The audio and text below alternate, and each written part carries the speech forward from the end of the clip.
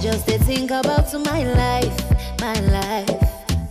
From where I started to where I did now. I see so many things that don't happen. Many mistakes that have taught me different lessons.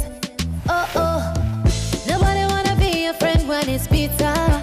A self-made woman is a woman who's decided that she's going to focus on God and not on man. A woman who knows who she is, who is confident in who she is, and who has decided that my gifts is what I will use to become that person that God has said I would be. He said a few years ago, my mom gave me the best advice I have ever received.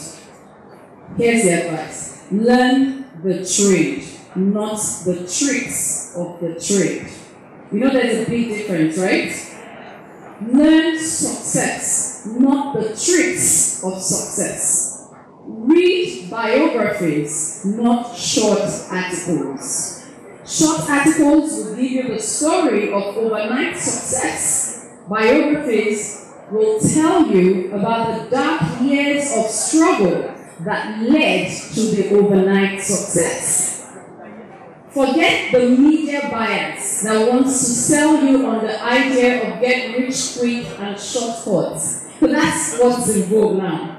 Get rich quick. Everybody wants a shortcut, 5 keys to success. Of course, the idea of a self-made, I think it goes without saying. One of the like I said also in the speech, one of the biggest hindrances to women excelling is the mindset. We always feel that we always need to rely on somebody else. The thing about life is very simple. It's like math. If you're not independent, then you are dependent. Now, what happens when you lose the person that you're depending on? You're going to be in a lot of trouble, right? So now, the whole essence of things is it's not just feminism or things like that. It's important for you to be self-made so you can rely on yourself. Hours sleep. I was actually working till 5 a.m. this morning, and I had to get up really early because I didn't want to be late. So I was up by about 6:30 to get dressed and be here. Now, when Linda initially asked me to come and speak here today, hard, so no man will be able to bluff you. You need to have your own thing in your own hand. My mom was the definition of a king woman to me. Because not only did she instruct me, it wasn't about, sweep the house, know how to wash your underwear, domesticated stuff. Of course, she taught me that. But one of the things, the big lessons my mom also taught me was how to deal in the outside world, in the business world. I never, ever, ever saw my gender as a hindrance. When people talk to me, it's like, oh, Kemi. We hear a lot of things every day, right? And somehow things stay in our subconscious. 5 years from now, 10 years from now, something that these girls heard today would affect a decision that they will make.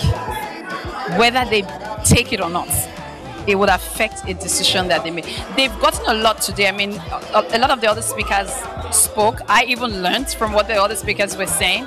So they've gotten a lot of nuggets today that I know without a doubt that there's no girl that will leave here today without being thoroughly impacted. It's almost impossible. One thing you need to know about it as woman is that selfishness can never take you beyond yourself. Most of the time when you do selfish things, you cheat yourself. All this or what they see Linda they do. She's just trying to make the generation better for the children when she never born. But the one I'm wearing is my own. I bought it with my money. So it's the same thing. Whether you bought it or you have it, so far you have it. And so you can never be the next person. So the quicker you get it, the better for you. Or else you are going to be on the mountain for a long time. The children of Israel are a great case study. A journey that would have taken them just a few days took them 40 years. When I look at the young lives that are here represented, women, I see the people that can make this Nigeria better than what it is.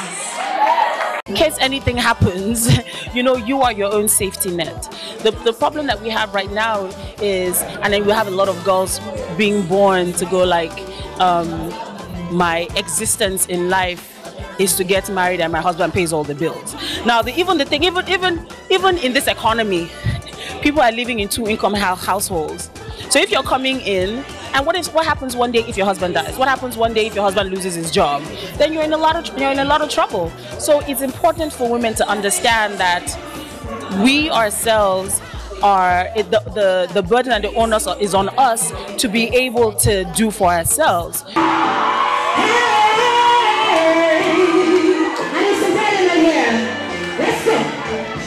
I just think about my life, from where I started to where I go now. I see so many things that don't happen, many mistakes that I taught me different lessons. But nobody wanna be a friend when it's pizza. They only think a friend when it's better. After all these songs, I don't break rules.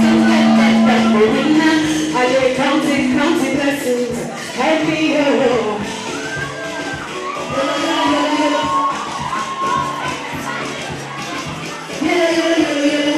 It's no pattern. You've had these messages. I think in the context of Linda Ikeji's conference, a self-made woman is a woman who has placed God over man. Over man meaning a man who you would have sexual relationships with to gain favor from.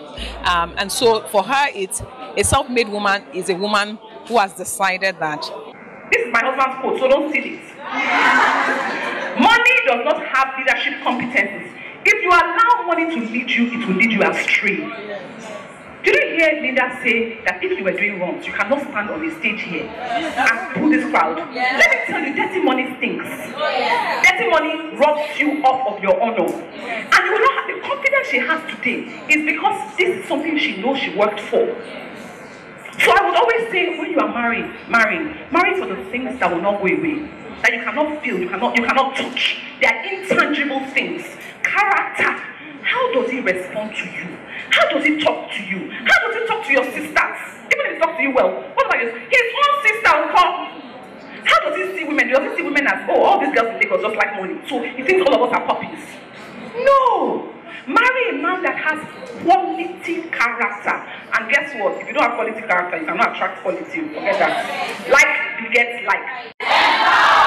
When you have done all the things they told you to do, believe in yourself, work on your vision, know your purpose, know your assignment, live your life to the fullest, be hardworking, persevere, and all of that, remember that whatever you have is not just for you. Is to make the world a better place. God bless. I think it's important because we now have a culture where a lot of young women have been misled and therefore setting their priorities wrongly. I mean, a lot of speakers have come on stage to talk about how you can pursue success, how you can achieve your dreams, how you can do whatever you want to do, all of that. So I don't want to repeat the same thing that you have said. You've heard that over and over again. I've done videos encouraging you to pursue your dreams and telling you that that's okay, you can do it. But there's something that is very, very close to my heart that people don't necessarily talk about all the time. And that's actually that I coined the name self-made song. And that's why I wanted to speak to secondary school young, because I believe this is the time to impact those God's under. Listen.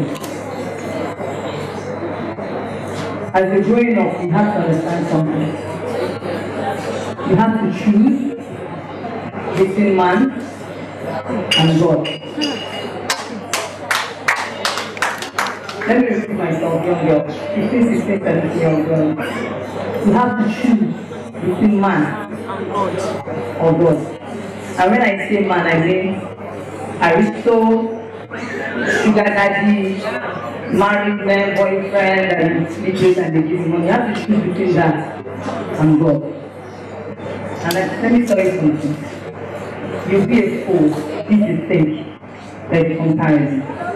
Like, you'll be a fool if you think that what any man can give you, what any man can give you is anything compared to what God can give you. The girls, I was happy that they had access to me sharing what my lessons of things that I'd learned on my own journey. And I think that, you know, they have more than enough examples of role models as women that they can look up to and emulate.